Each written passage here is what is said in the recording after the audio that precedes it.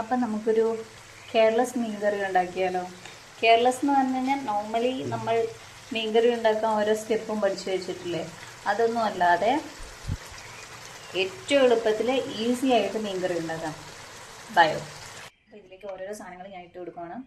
1 table spoon എടുത്ത് മുളകിട്ട് കൊടുത്തു. പിന്നെ 3 സ്പൂൺ ഓളം മല്ലിപ്പൊടി ഞാൻ ഇട്ട് കൊടുത്തു. 2 3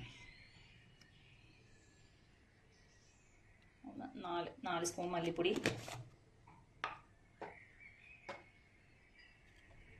പിന്നെ ഉപ്പ്, പിന്നെ 1 ടീസ്പൂൺ മഞ്ഞൾപ്പൊടി. അത് കഴിഞ്ഞിട്ട് നമുക്കിത് ഇളക്കാം.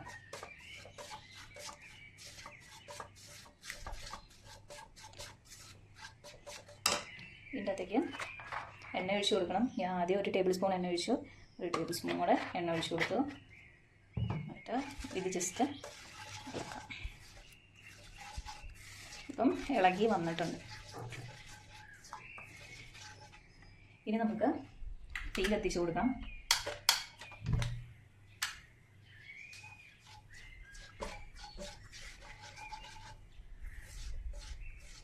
ലോ ഫ്ലെയിമിൽ ഇട്ടാൽ മതിയാവും കേട്ടോ.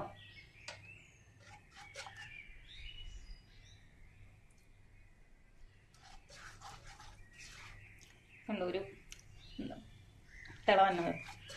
തിള വരുമ്പോൾ പച്ചമണം മാറുന്നുണ്ടോ എന്ന് നോക്കണം നമ്മൾ. പച്ചമണം മാറിക്കഴിയുമ്പോഴത്തേക്കും നമ്മൾ വെളുത്തുള്ളി ഇട്ട് കൊടുക്കണം. 7 അല്ലി വെളുത്തുള്ളിയാണ് ഞാനിട്ട്. പിന്നെ ഇഞ്ചി ഇട്ട് കൊടുക്കണം. പിന്നെ ഉള്ളി ഇട്ട് കൊടുക്കണം. ഞങ്ങൾക്ക് കറിയിൽ ഉള്ളി ഭയങ്കര ഇഷ്ടം. അപ്പം ഞങ്ങളത് അധികം ഞങ്ങൾ ഇടുന്നുണ്ട് ഉള്ളി. കറി കിടക്കുന്ന മീൻകറി കിടക്കുന്ന ഉള്ളി എടുത്തു കഴിഞ്ഞാൽ ഞങ്ങൾക്ക് ഇഷ്ടമാണ്. ഞാൻ ഒരു സവാള എടുത്തേ.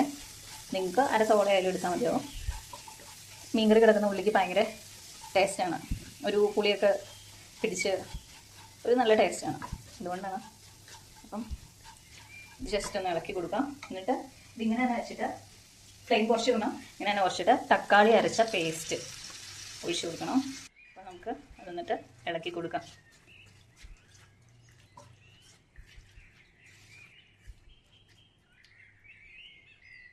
ഇത് കണ്ടില്ല ഇങ്ങനെയാവും. ഇത് തിളച്ച് കഴിയുമ്പോഴത്തേക്കും നമുക്കിതിലേക്ക് ഒരു ജസ്റ്റ് അരക്കപ്പ് വെള്ളം ഒഴിച്ചു കൊടുക്കാം. ഇളക്കിയിട്ട് കൊടുക്കാം. അപ്പോൾ അത് നായി വരുമ്പോൾ ഇതുപോലത്തെ ഇത്രയും വലിപ്പമൊക്കെ ഉള്ള ഒരു കഴുകിയ കുടംപുളി, ഇത് വീട്ടിലുണ്ടാക്കിയാണ്, നല്ല പുളിയാണ്. അപ്പോൾ 4 അല്ലി ഞാൻ ഇട്ട് കൊടുക്കുകയാണ്.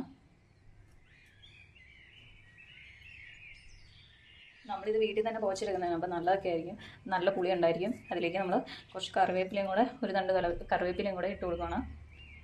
ഇത് നന്നായി തിളച്ചിട്ട് ആ പൊടി നന്നായി കുതിർന്ന ഒരു തിക്ക് ഗ്രേവി പോലെ ആവും. അപ്പോൾ അതൊന്ന് വന്നോട്ടെ.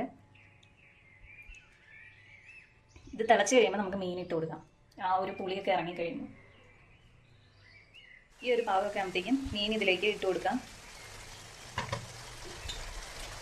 ഞാനിപ്പോൾ ചൂരമീനാണ് ഇട്ട് വെച്ചേക്കുന്നത്. ഞാനപ്പോൾ ചെറിയ ചെറിയ കഷ്ണമാക്കിയാണ് വെച്ചേക്കുന്നത്. ആക്ച്വലി ഞാൻ ഫ്രീസറിൽ വെച്ചതായിരുന്നു. അത് അടർത്തിട്ട് കഴിഞ്ഞിട്ട് ഈ അവസ്ഥയിലായി. ഇനി നമുക്ക് ബാക്കിയുള്ള അരക്കപ്പ് വെള്ളം കൂടെ വീണ്ടും ഒഴിച്ചു കൊടുക്കാം. മീൻ എപ്പോഴും വേവിക്കുമ്പോൾ തുറന്ന് വെച്ച് വേവിക്കാം.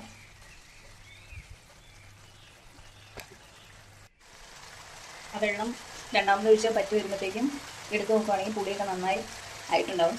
കുറച്ച് നേരം വെച്ച് കഴിഞ്ഞാൽ നമ്മൾ തീ ഓഫാക്കി മാറ്റി വെച്ച് കഴിഞ്ഞാൽ മീനിലേക്കും പുളി ഒഴിച്ച് നല്ല സെറ്റാവും. കുറുകി എടുക്കുന്നവർക്ക് ഈ ഒരു ഇതിൽ തന്നെ ഓഫാക്കി എടുക്കാവുന്നതാണ്. അപ്പം നമ്മുടെ അടിപൊളി മീൻകറി റെഡി ആയിട്ടുണ്ട്. കേരളസ് മീൻകറി റെഡി ആയിട്ടുണ്ടെന്ന് നമുക്ക് പറയാം. ആക്ച്വലി നമ്മൾ നോർമലുള്ള പ്രോസസ്സൊന്നും ഫോളോ ചെയ്യേണ്ട. At the same time authentic taste ആ മുളകിട്ട മീൻകറിയുടെ ടേസ്റ്റ് കിട്ടുകയും ചെയ്യും. അടിപൊളിയാണ്, ട്രൈ ചെയ്ത് നോക്കണം. നല്ല ഗ്രേവിയാണ്, നല്ല ഒതൻറ്റിക് ടേസ്റ്റാണ്. നമ്മുടെ ചാനൽ ആദ്യമായാണ് കാണുമെങ്കിൽ സബ്സ്ക്രൈബ് ചെയ്ത് കൂടെ കൂടിക്കോട്ടോ.